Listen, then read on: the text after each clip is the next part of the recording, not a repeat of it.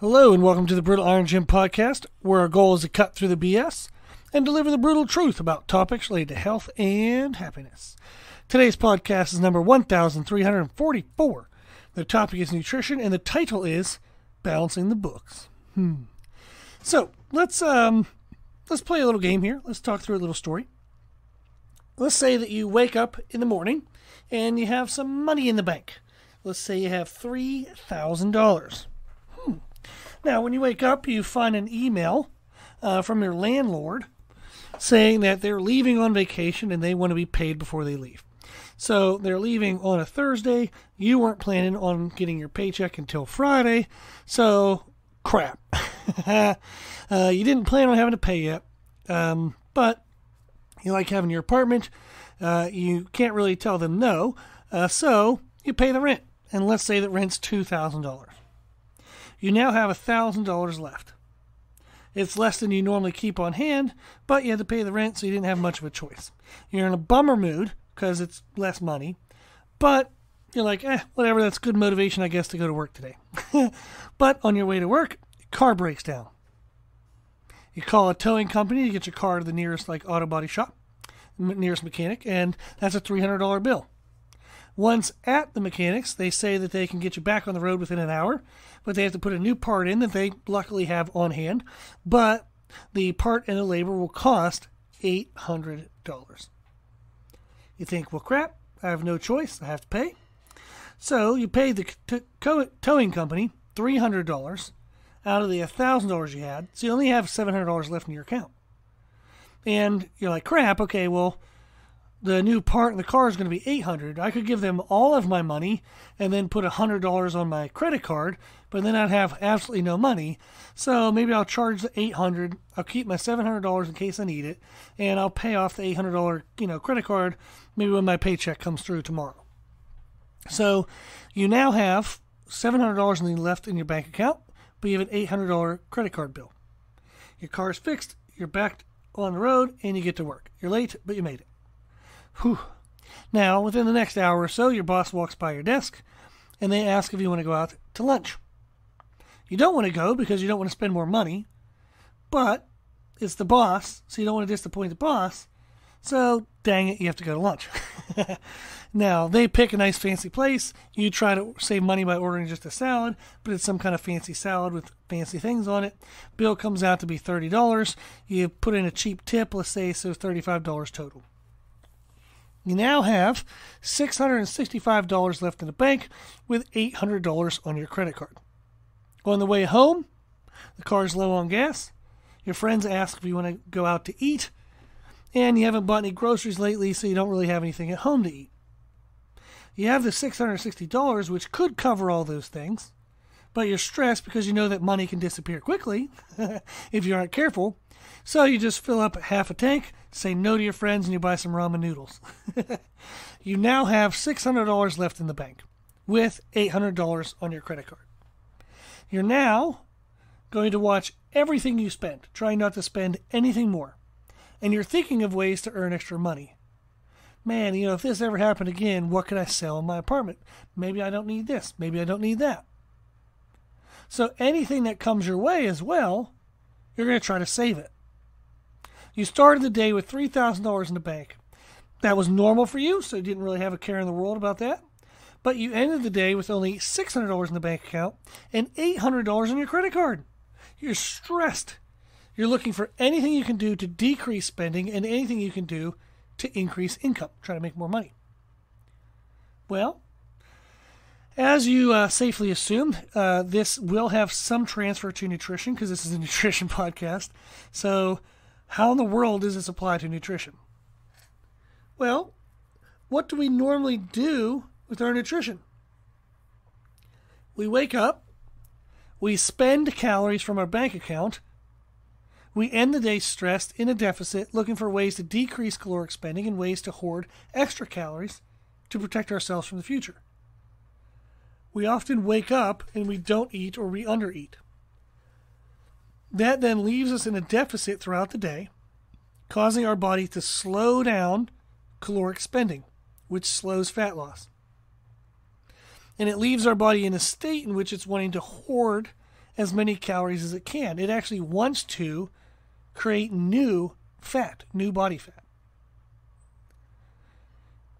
We did have to spend some body fat throughout the day to cover our activity, just like we would have to spend money. But the body fought for ways to decrease body fat spending, body fat loss, just like we would do with money. And now it's actively looking for ways to create more body fat, just like we would actively look for ways to create more money.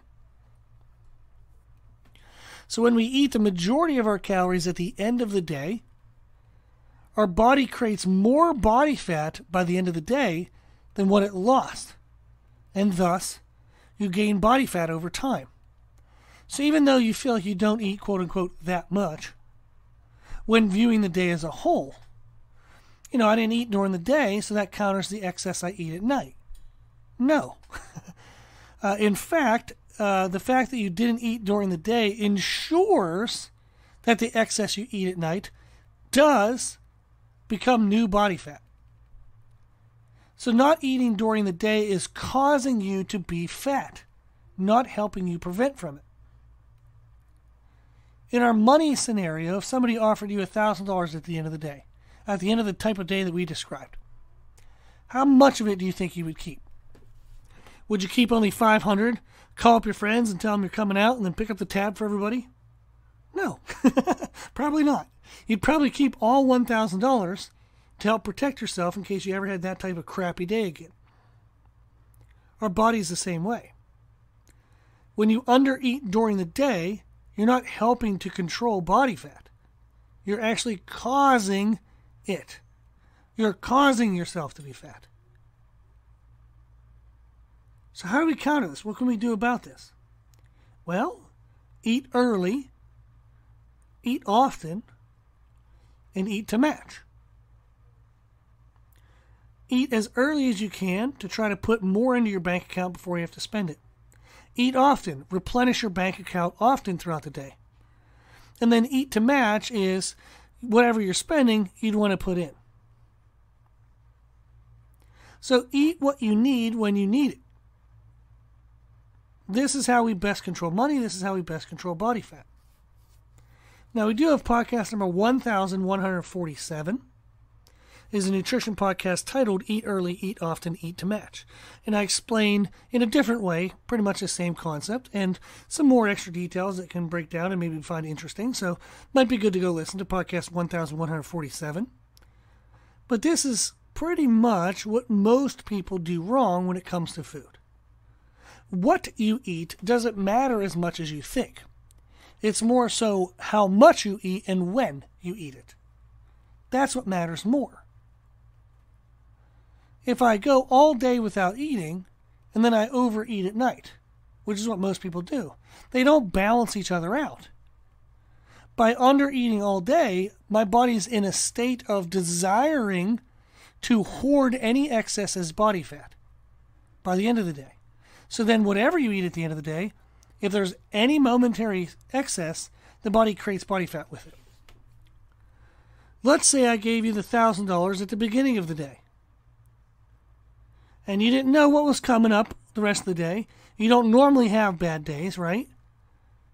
So if I gave you $1,000 at the beginning of the day, and you're like, well, geez, that's awesome. I have the $3,000. That normally is totally fine. Now that I have an extra $1,000, maybe I'll buy a friend lunch. Maybe I'll go, if I swing by Starbucks and get a coffee, maybe I'll offer to pay for the person behind me, right? Maybe if you went out to lunch with the boss, maybe you would have picked up the tab for the boss. You'd be more willing to spend the money if you got it early, right? You might still get caught at the end of the day, and then maybe next time you'd be more kind of hesitant to spend it. But if somebody gives you $1,000 at the beginning of the day, and you don't really need it, you're willing to give it away, to spend more of it, right? So maybe you end the day at $2,850. So a little less than the $3,000 you usually have. But you're like, I can't even remember the last time I needed the $3,000. So $2,850 isn't that big of a deal. I'll leave that. Another couple days go by, another couple weeks go by. Now all of a sudden you find yourself only at 2,500 at the beginning of the day. And you're like, well, every day I get up and I get this extra $1,000 that I don't seem to need, so I'm willing to spend more of it.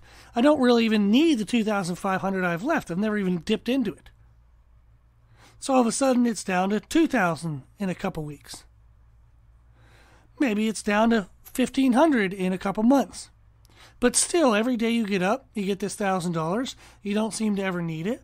You're chipping away a little bit here and there, but 1,500 is totally fine considering that most days you're only at maybe a $10, $15, $20 deficit. Maybe at about 1,000 calories you say, you know what, I am going to kind of stop here just in case. You never know. So I'll keep 1,000. So over the course of months, you went from keeping 3,000 to only keeping 1,000 because you were getting 1,000 at the beginning of the day, and it made you feel more free to spend it. Hopefully you can figure out the point I'm trying to make here, is if I give my body calories at the beginning of the day, it's more willing to let go of saved calories, aka body fat. I might have 3,000 units of saved body fat, and it will be willing to, in a couple months, get me down to only 1,000 of saved units. So I'll be leaner.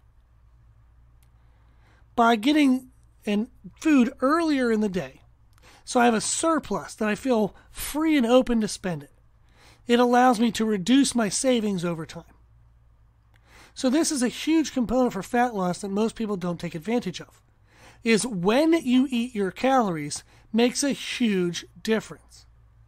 If I eat my calories earlier in the day, my body maintains its normal caloric expenditure to daily activities.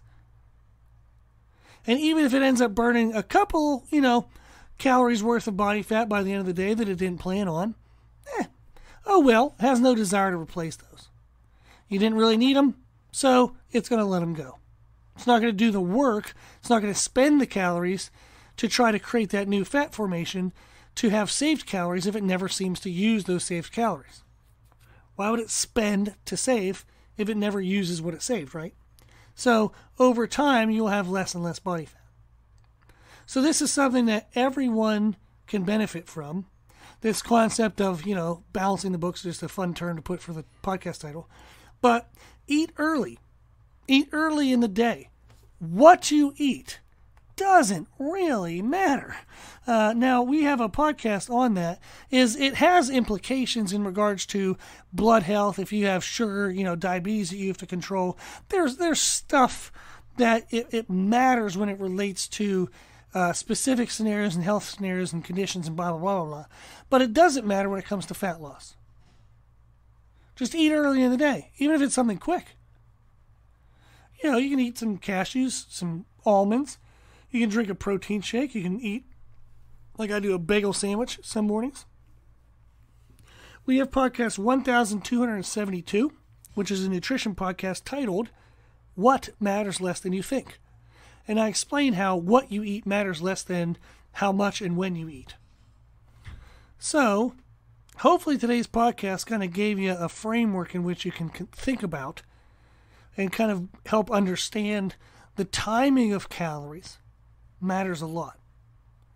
Try to eat more in the beginning of the day so you end up having less of a deficit so that what you eat at the end of the day doesn't convert as much over to body fat. Okay? I think this will help a lot if a lot of people try this to some degree. Doesn't mean you have to be perfect. Just literally an extra 100, 200 calories during the day, so it's less, 100, 200 calories less at night. Something even that small can make a difference over time. Okay? So listen to podcast 1147, Nutrition, titled Eat Early, Eat Often, Eat to Match, and that'll help kind of further explain this. I hope this helps. I encourage you to do whatever you have to do. Try to get a little more calories in your face earlier in the day. It's going to make a big, big, big difference for you. Okay? Cool. Let me know if you have any questions. You can email us at brutalirongym@gmail.com. We have a contact us link on our website, www.brutalirongym.com. However you contact us, I'll try to get an answer back to you. But I encourage you to interact with us So that way this podcast is always whatever you need it to be, which is the point of it. So if the podcast is helpful in your life, please consider sharing it. The more people we share the podcast with, the more people we can help. Sharing it on social media does reach the most amount of people, but even just a conversation with somebody is a great way to just let them know about it, and hopefully they'll check in and it'll be a helpful aspect of their life. Thank you to the patrons of the podcast, the people who financially support the podcast through the Podbean podcast platform. You can sign up on there. You can also sign up on our website. We have at www.brutalirongym.com. We have one-time donation, monthly donation, yearly donations. You can sign up to do whatever you want at our website. I really appreciate any donations. They help a lot. The podcast is well over $1,000 a year for hosting costs. I give an hour to it every single day. I love doing this, and I want to continue to do it for as long as I can, keep it for free. So I hope it's helpful, and I appreciate that people share their support via donations. Thank you very much. If you like the information we share on our podcast, you can find more from us on our social media channels on Instagram, Facebook, Twitter, and YouTube under the name Brutal Iron Gym. If you have any questions, feedback, suggestions, anything you want to know, let us know at our email at brutalirongym@gmail.com. As always, I hope this was helpful, and thank you for listening.